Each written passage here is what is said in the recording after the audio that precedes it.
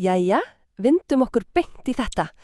Málfræðireglur eiga það stundum til að hljóma svolítið, þurrar og fræðilegar, ekki satt. En við skulum horfa á þetta allt saman frá allt öðru sjónarhorni í dag. Ímyndum okkur bara að málfræði sé í rauninni hágæða flókið njósnakerfi. Við erum nefnilega að fara að kafa ofan í eitthvað sem við gerum á hverjum einasta degi án þess einu sinni að pæla mikið í því að deila upplýsingum eða bara að slúðra. Við getum kallað þetta slúðurreglun eða það sem fræðimenn kalla auðvitað formlega óbeina ræðu. Þetta er kerfið sem gerur okkur kleift að endursegja sögur og leyndarmál á öruggan og hárnákvæman hátt. Stóra spurningin okkar er nefnilega þessi. Hvernig ferast leyndarmál nákvæmlega frá einum aðila til annars? Og vandamálið er í miklu stærra en það virðist við fyrstu sýn. Segjum svo að einhver deili mjög viðkvæmum upplýsingum.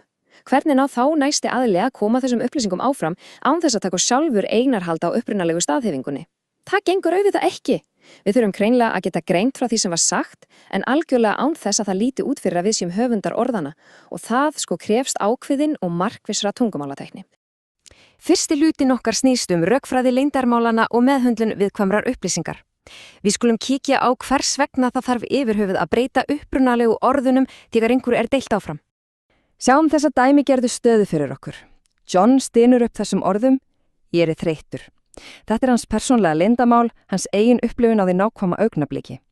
En hugsum okkur svo ef sá sem heyri þetta ætlar að segja öðrum frá þessi daginn eftir.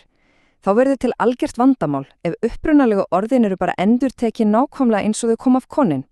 Maður getur ekki beint labbað daginn eftir og sagt: ég er þreyttur, því viðkomandi er kannski spreddleifandi og hoppandi kátur. Það var náttúrulega John sem var þreyttur, ekki sá sem að endursegja söguna.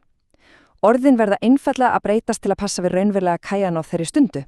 Svo hér er formlega og fræðilega lausnin á þessum vandamóði sem við kallað slúðurregluna. Þetta er auðvitað það sem kallað er óbein ræða.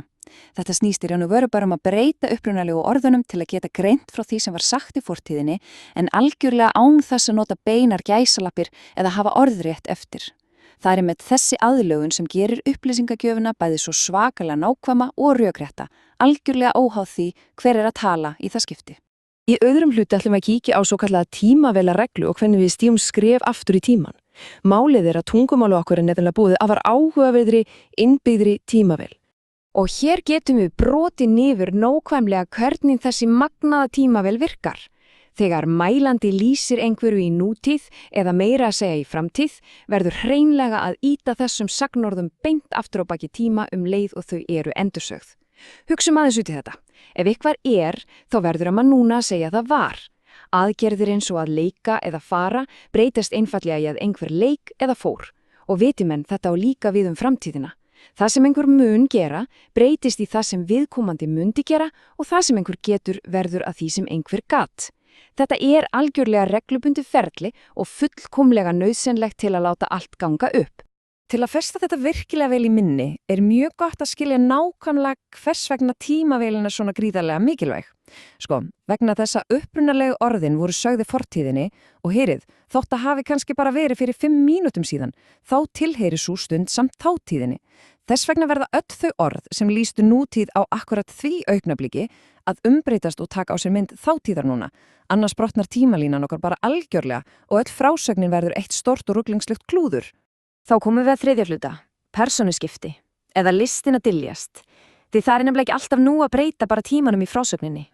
Skoðum aðeins þennan grundvallamun sem verður á persónunum. Þegar einhver tala beint sjálfan sig, segir viðkomandi auðvitað alltaf ég. En þegar svo annar aðili tekur við keflinu og ætlar að deila söguna áfram, sem sagt þegar við notum slúðurregluna sjálfa, þá verður fornafnið einfaldlega breytast til að það passi við sjónarhorn þess sem er að endursegja söguna núna.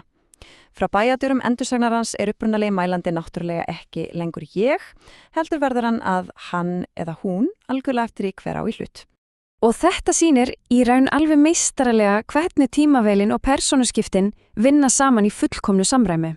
Tökum bara alveg ósköp hversdagslega setningu, bein ræða Johns er, mér líkar epli. En þegar við færum þetta síðan yfir í óbeina ræðu, þá drögum við báðar reglurnar fram. John sagði að honum líkuði epli. Sjáðu hvernig mér verður að honum og nútíðin líka breyti strax í þátíðina líkuði. Umbreytingin er svakalega hnökralaus og gersamlega laus við allan misskilning. Fjórði hluti snýst síðan töfrabrúna eða ósynilegu tenginguna. Við hljótum að spyrja okkur hvernig límum við þetta eiginlega allt saman í eina rökrétta setningu?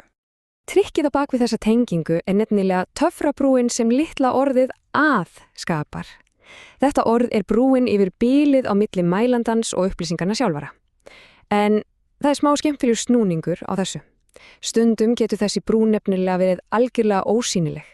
Við getum einfallega ákveðið að fela hana og reynlega sleppti að segja að, en orðið er engu að síður oftast falið þarna inn í grunbyggingunni, sérstaklega þegar hana talar kannski aðeins formlegar. Skoðum aðeins hvernig þetta byggist upp í framkvæmt með nokkrum alvöru dæmum. Þetta sýnir tæknina alveg hárnákvæmt. Ég verð glöð, verður að, Mary sagði að hún væri glöð. Ég get synt, breytist strax í, Tom sagði að hann gæti synt. Og það er sérstaklega gaman að skoða framtíðarárumin hérna. Ég mun kaupa bíl, umbreytist nefnileg, Sara sagði að hún myndi kaupa bíl.